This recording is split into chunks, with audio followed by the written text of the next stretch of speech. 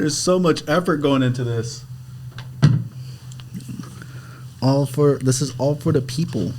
This isn't even for us. This is for the people. Okay, so without further ado,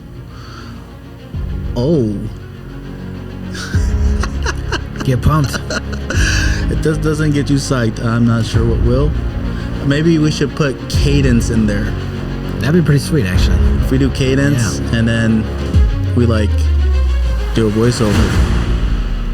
All right, so here we are. Hold up, let's get there. We go. All right, we are here today to bring you some information. We understand that there is a platform, YouTube, that allows us to convey some information out there that's not otherwise researched, and it's just an easy way to find out information because you can listen to us, you can watch us, and you can see the realness in our face. So today's subject is very simple. It's the process of enlisting. A lot of people will get a phone call, and from that phone call, they might think that as soon as that happens, that they're going to go to boot camp. However, there's a lot of different steps before boot camp, and we are here to assist you in acknowledging that there's a lot more steps. My name is Gunnar Sergeant Monk. To my right is Gunnar Sergeant Ellis. I'll let him introduce himself. Without further ado, that's all you. How you guys doing? Gunny Ellis. I've been a recruiter for 2.5 years. Yeah, today we're talking about how do you join the military? If something you're interested in, what do you do? What's the first step? What are some of the big steps in the process? Is it a short process? Is it a long process? So that's what we're going to be talking about today.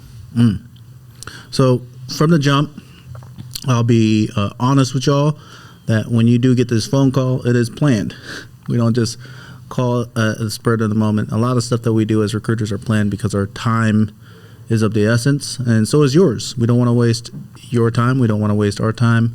So we calculate when is the most appropriate time to call. So when you get that phone call, it's not random, although it might seem like it. To us, it's not random. To you, it might be. But we do ask some questions, and these questions, some of them are very surface level, but there's some other ones that are rather intricate, and depending on those answers, you can be qualified or disqualified.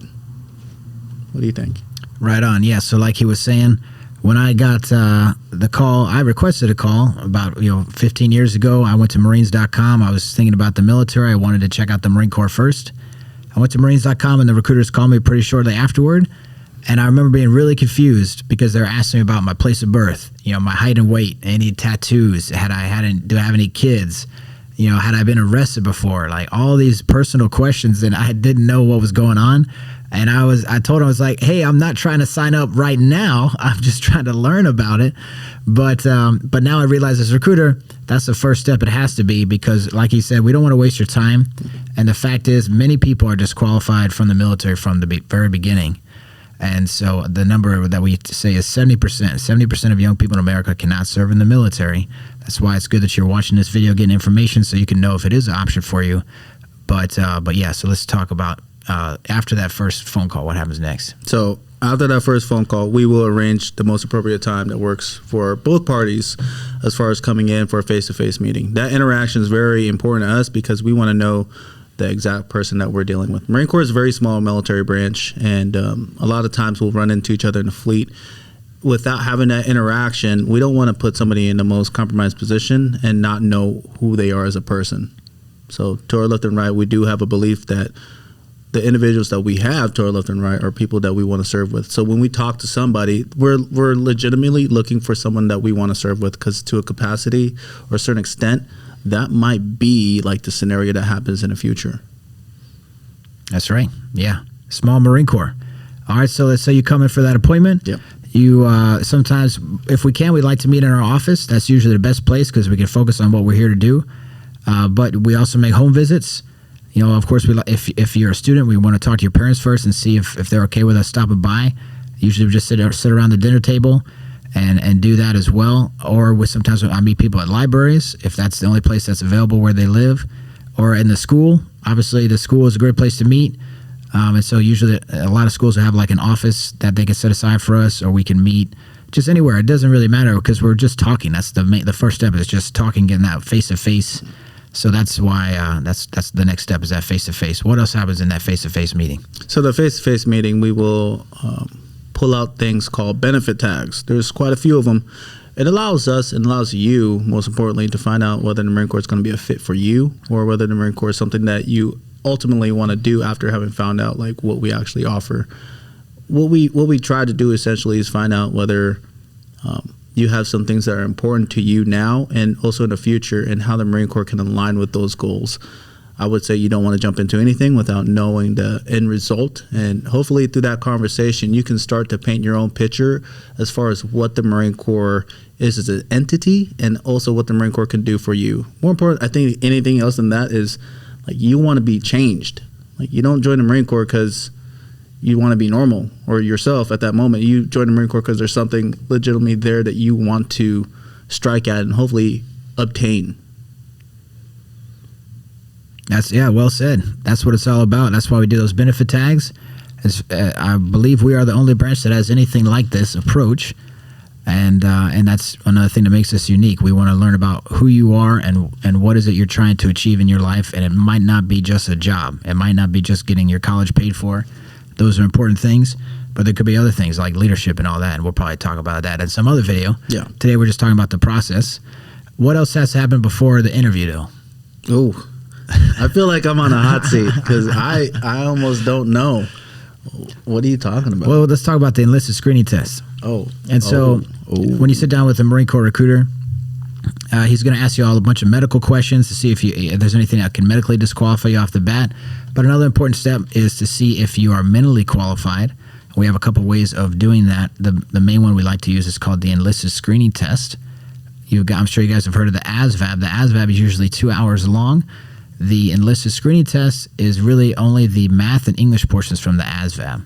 It will take you about 20 to 30 minutes, and that is a really good way for us to see if there's any issues that can prevent you from moving forward. So unfortunately, yes, there are people who will take the enlisted screening tests and they will not be at a level that we can even have a conversation with them. Like, hey, you have to go steady. Yep. So that you're just not where you need to be right now. Other people will do just fine on it, no problem. And so that's just very important because, again, like we said, we don't want to waste your time. We don't want to put government resources to you, taking our time, picking you up, driving you to MEPS and getting you, and then you end up getting the same score, not passing, and then it's kind of like a waste of a lot of your time and, of course, ours as well. So that's why that's a very important step. We need to make sure that you will pass the test. So we usually do that before the interview process. He's 100% right. Just one more thing, another thing that could prevent you from moving forward with the interview is another big one is height and weight. That's another thing that, some people don't know how much they weigh. And we have a chart that we have to look at to see if you fall within the military standards. And so if you get told by a recruiter, hey, you got to lose a couple more pounds, he's not just making that up. It's based on a chart. And that's what that's about. So, yeah, that's another big piece. So, in the instance that you do decide that this is what you want to do with your life, whether it's Army, Air Force, Navy, there are proper steps that have to be taken if you're at the age of 17. Parental consent. So whether you have a single parent or two parents, we need their permission to move along with the process. This can happen immediately after, or it's planned out sometime in a week, sometimes a month, depending on how the parents feel about the whole thing, because it is a pretty big step, not just for you as the applicant, but for you parents out there who are listening to this. It is also a big step to support your son or daughter. So that will happen before any other paperwork really gets started, is to have that parental consent. Now, once that's done, we sit down, we go over the medical paper again. There's a medical screening form that we go over, to 2807. That's right. And we'll do a 680. The 680 is nothing more than information about yourself. Nothing that we can't find just doing our homework, but it's a lot easier if you come forth with the documents that will be needed for this process. Birth certificate, social security card, some form of ID, whether it's state ID, driver's license, permit. You can also use your passport. I did say social security card, but in the event you don't have it, because it's COVID is kind of putting a halt on a lot of documents as far as if you lost it and you're trying to get it. We can use your W-2s, whether you are a worker or your parents are working, you're more than likely on their tax return, so we might be able to use that in some cases. But we really do want to get that concrete paper that you originally had. You'll definitely need it before you go to boot camp. Yeah. And I like how he's explained the paperwork. Another thing to consider is we get people all the time would come in and they say, "Oh, my brother or my uncle told me not to sign anything today." They said, "Oh, you can, if you go talk to recruiters, just don't sign anything." Well, number one, if you're under 18, yes, you can join, but you cannot do anything until we talk to your parents and get their written permission first. So we will not do. It's a complete waste of our time to try to do any paperwork with you if you're not 18 years old. If you are 18 and we do paperwork with you, you are not like legally signed up when you just sign the first couple pieces of paper. All that's doing is letting us start the process for you, letting us get you set up to go to MEPS, submit your medical history, things like that, get any documents we need to get. And so, you're not committed or even qualified at that point, Yep. So people always, anyway, that's how that goes. Yeah. So he alluded to MEPS. I think it's the Military Enlisting Processing Station. Is that That's right? Yeah. So that place is where the paperwork will get sent off to. So although we have pre-qualified you, it's up to really the doctors to find out just how qualified you are. So that 2007 is the medical screening form that will be used, and they go through it very thoroughly. However, they are only screening for what you put down on that paper, which is one of those things where we're honest to each other, and you put down what you remember or what your parents remember. Sometimes the parents know more about you than you actually know about yourself. So that happens. We fax it, and or I think now technology has improved, so we scan it and then we upload it to a different system where MEPS themselves can pull that document and review it. It is a government official document, so they will go over every little thing that might look suspicious or might need some sort of critiquing, because these documents will follow you for your whole entire enlistment career, and potentially officer if you go to the other side. But before you even enlist, you do have to have that process started, and you have to get approved by MEPS before even going to MEPS. We can't just send you up there without having approval. It's a waste of our time, waste of your time. Exactly. And so once you have the approval, so we say, hey, you're good to go. And so that sometimes that's the next day, sometimes it's 2 months later if there was a bunch of medical documents we had to submit for you. So it can take months at some time, yeah. Which is, again, maybe something to pull out this video is that if this is what you want to do, you got to get started soon. You can't sit around because it could drag on for a while just because of the way the process goes. But all right, let's say you got your 680 or 2007, those kind of things done, parental consent, if that's a possibility. Also, if you're a high school student at that point, we're probably going to get your high school transcript. True. We have to prove that you're in good standing with the school, that you're on track to graduate. If you're homeschooled, that's still, we can do that too. All right. So not everybody goes to a traditional high school. So don't worry if you're not like the normal high school student. That's okay. There's other ways that we can do to verify that you have a solid education, or at least on track for that. And just real quick, if you're a high school dropout, you can still join the Marine Corps if you have college credits. So you have to have a certain amount of college credits. It's different depending if it's hours or credit hours or semester hours. But probably about at least a full semester of college has to be done for you to be eligible. Yep. But there's a lot of people who join with that as well. All right. But okay, yes, so say we got all your documents submitted, MEP says you're approved. We're going to let you know. We're going to schedule you for a time. And the first thing that's going to happen, you're going to basically get ready to go to MEPS. You're going to come into our office. We're going to, get all your paperwork squared away, make sure everything looks good, check your vital documents again. Then we're going to take you down so you can take the Asvab. So yes, that's the first thing. Usually MEPS is 2 days. First thing is taking the Asvab test. Then you're going to stay in a hotel overnight, and you're going to do the medical portion all day. So we'll say like Monday for Tuesday, or Thursday for Friday. It's usually a 2-day process. Occasionally there's a 1 day where they just do the Asvab in the morning and then the medical right after, or they do the Asvab in the afternoon and the medical in the morning. But typically it's going to be 2 days. You're always going to stay at a hotel. Even if it's only 1 day, you're going to stay at a hotel. The reason for that is you got people coming from hours and hours away, and just you're going to get up at probably 3:30 or 4 in the morning, so you need that place to stay. It's paid for by the government right now because of the virus. So you're going to get your own room in the hotel. You're going to get dinner in the hotel. You're going to get breakfast at MEPS. You're going to get lunch at MEPS as well, so don't have to worry about that. And so that's the first thing is come in, take your Asvab test. 2 other tests to take as well. One is called TAPAS. It's just to give you like a personality test. It's not fun. It takes an hour. We don't even get the results. I don't know what it's for, but hey, you got to do it. So we do it. Get used to that if you're joining the military. Sometimes you just got to do stuff. You don't really know what it's about. You just got to do it. Another one's for the Marine Corps and the Air Force. You have to take the cyber test, which is going to see if you know anything about computers and see if you qualify for our more advanced computer fields. So that's after the Asvab. Then what happens next? Well, let's go back to that. When you go to the hotel, they will ask you if you've quarantined yourself for 14 days. They'll give you a quick test, temperature test, to find out if there's any sort of misconception about COVID. We want to make sure that you are not putting the rest of the applicants in harm's way as well, or perhaps yourself in harm's way if somebody hasn't been checked. But that does happen. But what was that again? Yeah, so after the ASVAB, what's the next step? After the ASVAB, you go to the medical portion of the whole entire thing. So after you've gone to sleep, you wake up at pretty early in the morning because they do have to redo the whole entire test again for COVID before you walk into the building.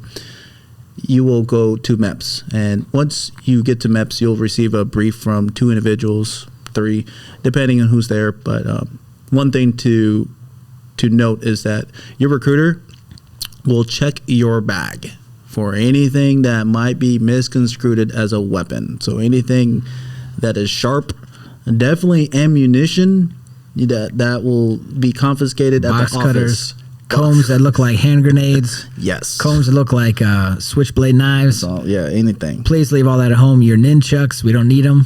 Yeah, it does happen. Yeah, Ninja Stars can't bring Ninja Stars to MEPS. You will get that confiscated. In some cases, cops will be called because you're going into a federal building. And yeah, you don't need to have any of that at MEPS. There's no reason. No one's in danger at MEPS. Another thing probably talk about is the dress code. That's true. At least for the Marine Corps, it doesn't seem the other branches have the same philosophy. For us, this is serious. This is you committing to something. This is you making sure that you're qualified. It's like a job interview. And so we expect you to be in trousers, some kind of decent shoes, a belt, collared shirt. We always prepare our applicants that way, so they look like they're professional. Try to get a shave if you can. Yep. Those kind of things. If you have pants that have, or trousers that have belt loops, you will be wearing a belt 100% of the time. 100% of the time. We will not let you enter MEPS as a Marine applicant without a belt. So it sounds so simple. It sounds dumb, but I know. Hey, it's just what we do. We're talking about MEPS. We'd like to keep it real. Another policy is no thongs. So you cannot wear your thong to MEPS. There's a reason for that, because you're going to have to be doing some stretches and stuff like that in your underwear in front of a doctor to prove that you don't have any medical issues, and they don't want to see that. So no thongs. Yeah. So we're knee deep in it at this point. So earrings, any sort of piercings, belly rings. You got a belly button ring, whatever. You need to remove it. Wherever it's at, it needs to be removed. It's not necessary for there. You're going to go through a metal detector. If it's metal, they'll find it. So at that point, I'm hoping that your recruiter will have that conversation with you. Hey, if you have any sort of piercings, please remove it. Just remove it. Save everybody the headache. Just remove it. You will get kicked out of MEPS if you have piercings and you can't remove it for some reason. Yes, they will be dropped. 100%. So when you go into MEPS, we do brief our applicants that what's about to happen. You're going to receive essentially a sports physical, but very, very in depth. We want to make sure that you have all movements of every ligament. You can do every sort of movement without having any sort of pain or side effects. Because when you go to boot camp, like the worst case scenario, you go there, we didn't find this out, and you can't move your hips. Something's going to happen to your hips eventually, and we want to catch all that before and make sure that you are going to a place that is considered a contact sport 27 all day, every day, and you can make it through without any sort of problem. So that's MEPS. It is very tedious and long. And that's right. In addition to just the physical portions, because like you said, you're going to do different exercises, not really like working out, but just things like that. We call it the duck walk to see if your joints work. Yeah. You're going to have to touch your toes, those kind of things. But there's other tests too. They're going to test your eyes. You're going to do a hearing test. You're going to get your blood drawn. So don't pass out. You can be disqualified for passing out for that for some reason. You're going to get a drug test. That's very important. If you fail the drug test at MEPS, you will never join the United States Marine Corps. True. You might have a chance to join another branch, but that for us, that's a no-go. So make sure you prepare appropriately. And let's see. Yeah, so those. Oh. Yeah. At some point in time. So you'll be done with the whole medical screening, and now you have to go back to the military liaison. You'll go back there, they'll close the door. They're going to ask you some pretty personal questions. Depression. The docs already do this, but there's like a whole bunch of different checks and balances that we do. We just want to make sure. One question we'll get asked is marijuana, drugs, police involvement. Yep. And if we don't find out, then we're eventually going to find out, because we do have a police record check form, and we can submit those at any point in time. We also have you do an SF-86, which is just another background that has to be done. So we'll find out everything that we need to find out to make sure that we are sending the most appropriate applicant to boot camp. Pull-ups and crunches. That's right, yeah. So if you're joining the United States Marine Corps and you pass all the medical stuff, so this is on the second day. First day, again, you took the Asvab, stayed at the hotel. Second day, you went through all the medical portion. Let's say you finish around 1 o'clock in the afternoon. All right, hopefully that's the hard part. That should be done. And now you're going to go back to it's called the Marine Corps Liaison Office. Every branch has a representative in the building at MEPS. And so you're going to do kind of the administrative stuff with them. And so for the Marine Corps, administrative stuff means pull-ups. Yeah. So you can't join the Marine Corps without doing at least one pull-up. And so that's our baseline. And to go to boot camp is more than one. But just to get your foot in the door, we need to see at least one solid pull-up. Your recruiter's going to show you. He's not going to send you to MEPS if you can't do it anyway. And another thing that they often do is crunches. See if you can get our minimal crunches, which is only 44 and 2 minutes, but not everybody can do it. So that's why your recruiter's going to make sure that you're good before you go to MEPS. So that's pretty much MEPS right there in a nutshell. But after all that's been wrapped up, you are gotten done. You signed pretty much every paper. You get your fingerprints done, some background check stuff. Those personal questions are asked. Everything checks out. You're going to do the swearing ceremony at some point in time. Right now, because of COVID, it's not open door. You used to you used to be able to invite guests, parents, friends, family members. Right now, it's not happening because of COVID. We can't have too many people in the room. So in the event that we do have a plethora of applicants at the same time, they will do it outside. But that's something that we don't know right then and there. That's kind of what MEPS does on station. That's right. Yeah. And so again, the ceremony, unless you're joining the National Guard, that's another real quick thing to know. If you are joining the National Guard, when you take that ceremony, you are in the National Guard, and that's it. Yep. It's done. So just be aware that that's unique. So that's why they actually, when they do the oath, they have two different oaths. One is for the people doing the National Guard, because it's a legally binding oath. The other for people who are joining the delayed entry program. Every branch has one.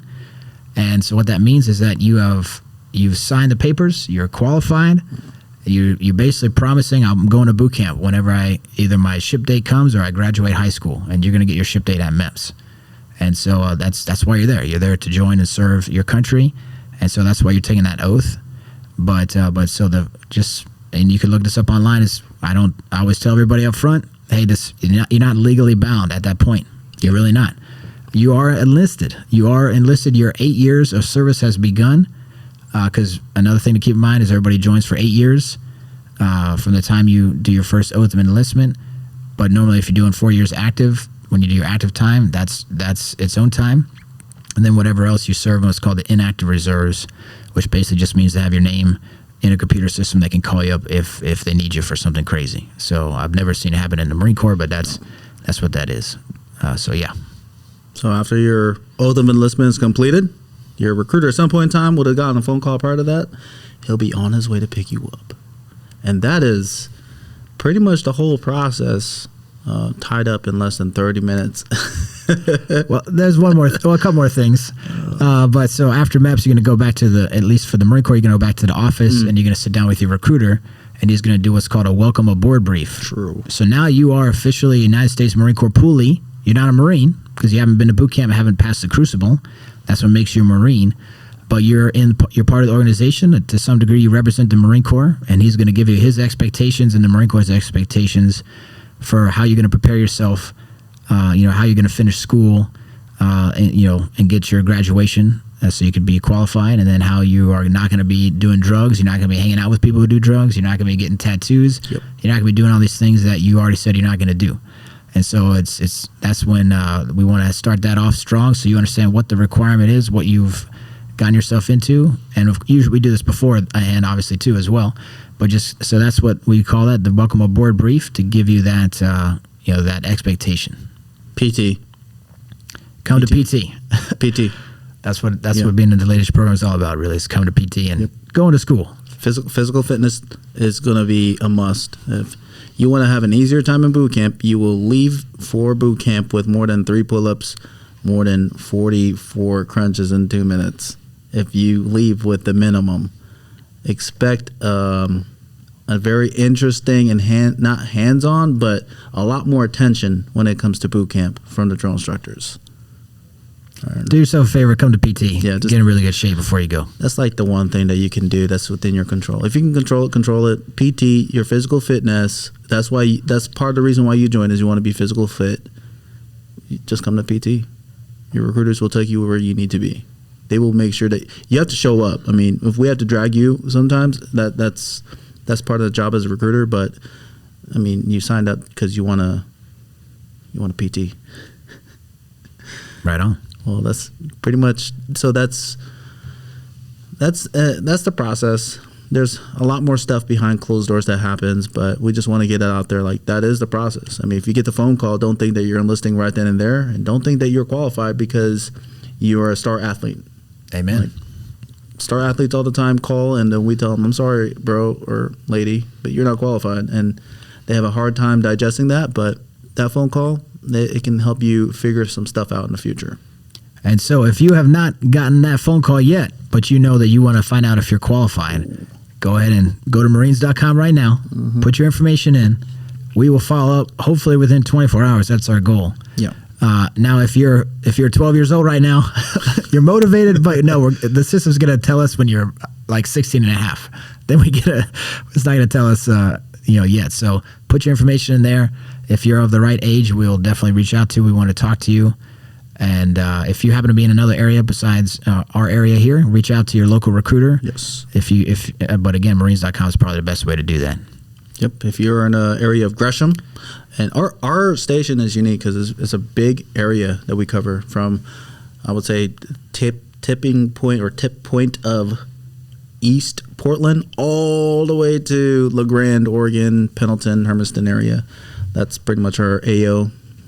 If you're in that area and you're interested, Marines.com, you can comment below and just say you're interested. I'm sure that we'll get a hold of you. It's kind of our job. Right on. And that's all I got. You got anything else? No, I think we did it. All right, that's Gunny Ellis. I'm Gunny Monk. We're in RSS Gresham here in a great state of Oregon. If you have any questions, leave a comment below.